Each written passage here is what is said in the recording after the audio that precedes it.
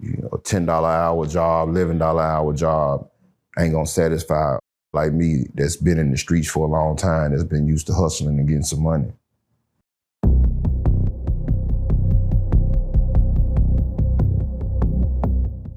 Upon getting out, of course, I'm glad you're out here. You're making the best of yourself.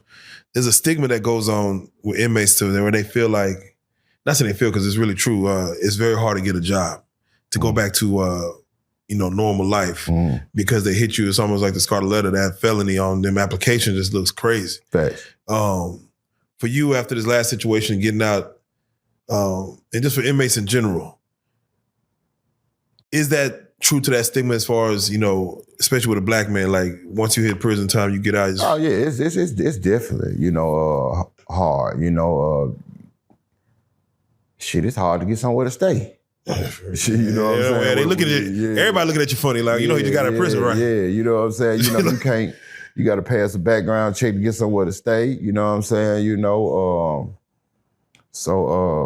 It's crazy for job-wise, you damn near got to know somebody, or talking about getting you a truck or something, a box truck, 18-wheeler or something, you can, they can find jobs or whatever, but for the most part, it's not going to be what you're looking for, or what you, expecting of, or something that could take care of you, if you are a felon, or especially a violent felon, what I'm saying? It's going to be kind of rough, and that's why people like us that's in those type of situations, that's why a lot of us revert back to old, our old ways, because we got to eat, so, a $10 hour job, $11 hour job ain't gonna satisfy like me that's been in the streets for a long time, that's been used to hustling and getting some money. Yeah.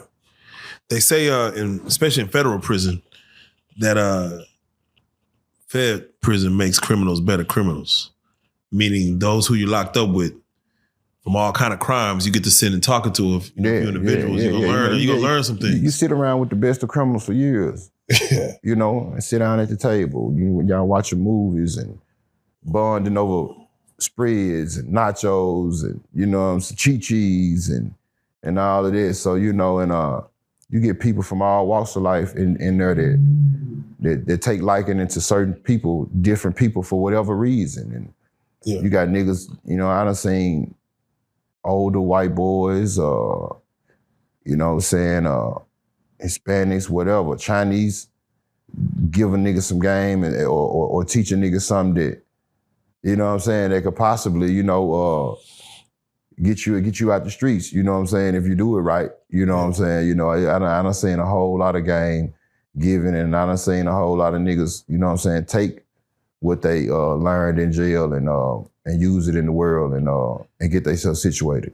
Do you hear a lot of game on crimes that committed? Like, here's how you're supposed to have done it. Like, let's say you go in with some dude with a financial crime, and he's like, another dude's like, nah, let me tell you how you should have did it, and you learn some criminal game from. Oh yeah, definitely, hell yeah. You know what I'm saying? Yeah, you got them Ponzi scheme niggas. You know what I'm saying? Yeah, all of that. So I used to sit around, and just watch and soak up a lot of game, and you got a lot of, I was in the Fed the first time, so, you had a lot of niggas in there that was, you call that shit money laundering, and what's the other word? A lot of white boys that I was cool with on sports, because most white boys in there fuck with sports hard, you know what I'm saying? And you got, to my surprise, you had some niggas in there that don't fuck with sports. You know what I'm saying? I had never met a black nigga that didn't like sports until I went to prison. Yeah, like at all, like, what you watching? I thought all black men watch sports, but that ain't true. You got a lot of them niggas, they live and die for love and hip hop and baddies and all of this shit. You know what I'm saying? He ain't watching now sport. Man, that shit used to drive me in there, man. Like, man, So you saying during TV time, they be wanting to watch. Man, you got, luckily in prison, you're going to have more than one TV. You got to. Else there's going to be some deaths in them motherfuckers every day. You know what I'm saying? So, you had, and then sometimes in the unit, you might have a couple TVs to go out.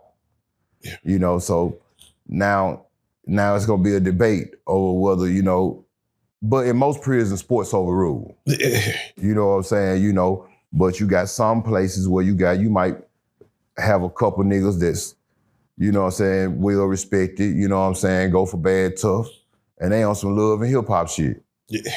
You know, they ain't fucking with no sports, and then there you have it. Now you got a big, you know what I'm saying, problem. Now I've heard people come in and say that they used to watch the soap operas. Days of Our Lives, you know, like that's some shit that kind of gets you through because it's a story that just go on for years. So them niggas in there, man, they watch that type of shit faithfully. I never watched it. I don't have a problem with people that do, but it always been too slow for me. You know what I'm saying? Yeah, like they be too somber and too, you know what I'm saying?